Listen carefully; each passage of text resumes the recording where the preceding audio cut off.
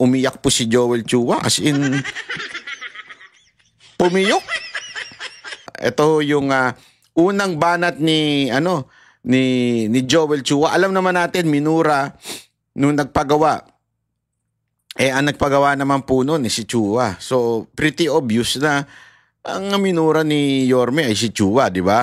At ito na nga, na ibig sabihin ng umiyak, hindi ho literal yun ha. Ibig sabihin po, eto na, nagdadaldal na, dumipensa na bigla. Oh. Sa ibang balita, binanatan ni Manila Mayor Isko Moreno si Manila 3rd District Representative Joel Chua kaugnay ng isa umanong illegal demolition. Buwelta ni Chua, masyadong bully si Mayor Isko. Nasa frontline ng balitang yan, si Marian Enriquez. Bakit pa nangyayari ito ng hindi nyo inaano sa akin? Lahat to kumpis kayo nyo. Walang permiso yan. Mga kumpis na yan. Nanggagalaiti si Manila Mayor Isko Moreno nang abutan niya ang mga heavy equipment sa loteng dating kinatatayuan ng Rasak Covered Court sa Santa Cruz. Giniba umano ang covered court para pagtayuan ng bagong istruktura. Pero ayon kay Yorme, illegal ang demolisyon dahil walang permit. Ang alam niya raw na nasa likod ng proyekto ay si Manila 3rd District Representative Joel Chua. And I challenge him. He's a lawyer.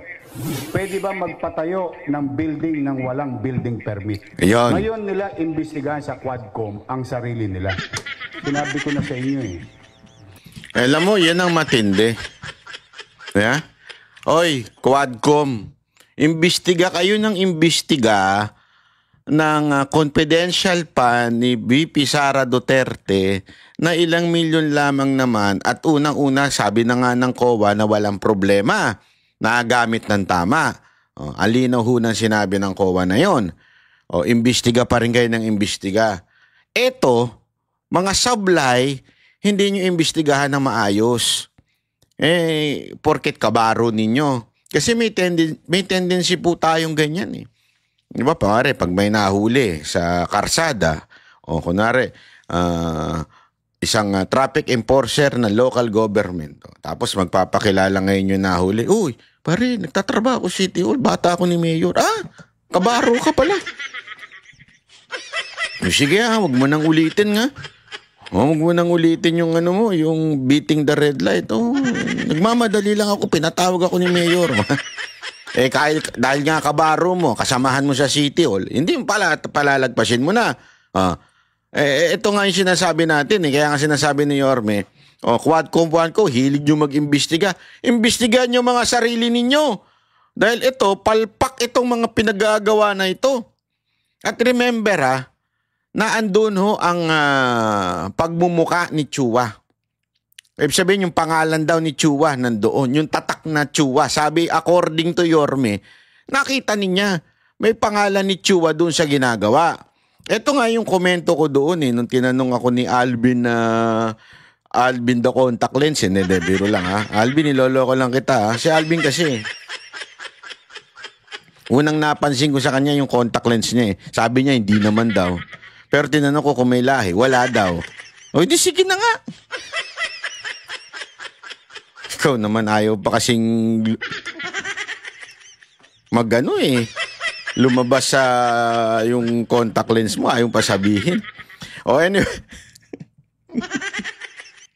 Anyway, ito lang Itong problema kasi kay Chua, sinasabi niya, nakasalanan daw ng DSWD. Wala daw siyang pananagutan dyan. Ang siya ay bilang mambabatas, representante sa Kamara, humihingi lamang ng allotment ng budget from DBM going to the project which is directed sa DPWH. Tama siya doon. Sabihin na natin, tama siya doon. Eto, tanong, bakit nandun yung pangalan mo? Tapos, pag nagkabulilyaso, sasabihin mo, hindi ikaw. Ikaw ay lamang, nagdala lang ng project. Bakit mo nilagay pangalan mo? Don't tell me, nilagay lang ng kusino-sino. Yun. Diba? Alam mo, pareho kayo ni Marcos, ni Da Junior, pareho kayo. Bakit? Si Da Junior doon sa SONA, pinagmalaki niya yung 5,500. Di ba? Oo, meron tayong tapos sa 5,500. Tapos kinabukasan, binaha. Buong taon, binaha yung Metro Manila. Biglang sabi niya, oh, mahiya naman kayo.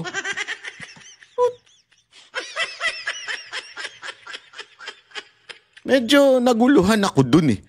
Pinagmalaki mo nung una, meron na tayong 5,500. Ibig sabihin, itinatak mo, inilagay mo yung pangalan mo dun. Inangkin mong ito'y iyong proyekto. Kasi, bakit may pagmamalaki? Remember, ang SONA is State of the Nation address. Binibigay mo, nire-report mo yung accomplishment mo. Sinabi mo may 5,500. Oh. Yung pala, hindi mo chinik. Kasi, pinuntahan ka, puro ghost project. Oh. Tapos, nung sisihan na, hindi ako yan. Noong una ako yan. Ngayon, hindi ako yan. Oh, para ka rin si Chua, ganyan. Di ba? Noong una, ilagay natin yung, ipaskill natin yung pangalan niya. Assuming na, yan yung nakita ni Yorme, yung pangalan mo. Oh. Di ba? So, ilagay natin dyan. Nung nagkabulilyaso, walang permit, walang ganito, walang ganyan. Hindi akin yan, hindi akin yan. Diba? Anong pinagkaiba mo kay Da Junior? Wala. Oh. Pareho kayo, magulong kausap. Di ba? May gobyerno sa lungsod ng Manila and it is called City Government of Manila, not City Congress of Manila. Oh, yun. Agad namang pumalag si Congressman Chua. Bakit daw parang kasalanan niya? Giit niya, hindi siya ang dapat sinisita kundi ang Department of Public Works and Highways. Congressman lang daw ang nagpropose ng proyekto pero DPWH ang bahala sa implementasyon. Yung pagkukuha po ng permit na yan ay trabaho po yan ng DPWH. Diba? So hindi ko nga po maintindihan dito kay Mayor Isko Moreno kung bakit congressman ang congressman. Wala nang sinabi, gusto lang magpasikat. Putak po siya ng putak na para pong aso, tahol ng tahol. Kayo po yung parang aso. Nakalimutan ninyo? Nakalimutan po ba ninyo na kayo ang tahol ng tahol nung panahon ni VP Sara Duterte?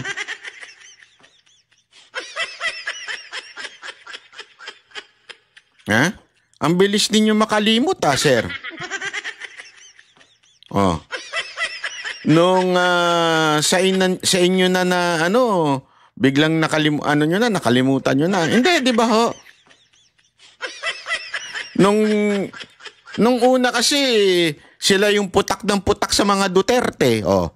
Di ba? Kaya nga tawag siya Chihuahua ni Yorme. Kasi nga, aside from ikaw ay sunod-sunuran sa amo mo, tahol ka ng tahol. Tapos ngayon sasabihin mo, tahol ng tahol si Yorme. Oh, wala ka pala, sir. Wala ka. Ano ka pala? Ano ka, pikon ka pala Mali po yung tinatahulan niya.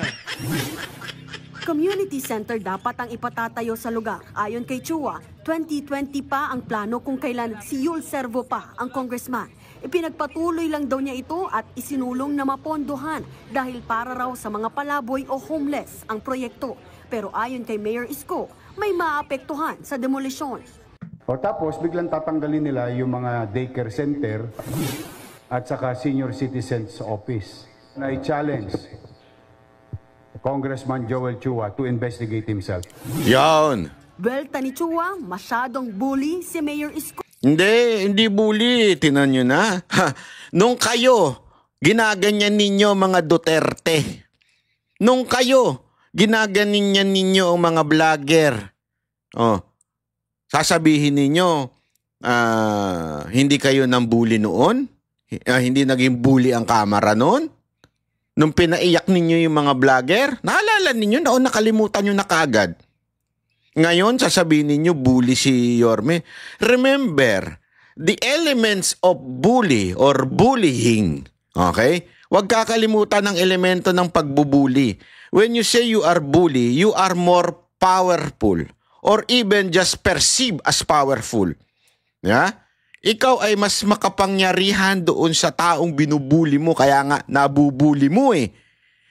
Imposibleng bumuli ang isang tao na mas meron kang posisyon. Di ba? Halimbawa, pwede yung ba sabihin na binubuli kita? Hindi. Ako'y puro dal-dal lang lamang dito eh. Ikaw, congressman ka eh. Nasa gobyerno ka eh. O, di ba? O, ano ibig ko sabihin? Si Yorme, paano ka bubulihin yan? Ni Mayor lang ng Maynila yan. Ikaw, nandiyan ka sa Congress, makapangyarihan. Alam naman natin ng even if 3rd district lang ang nire-represent mo, matindi at makapangyarihan ng isang congressman. Kasi hawak ninyo, kayo nga, di ba, power of the purse eh.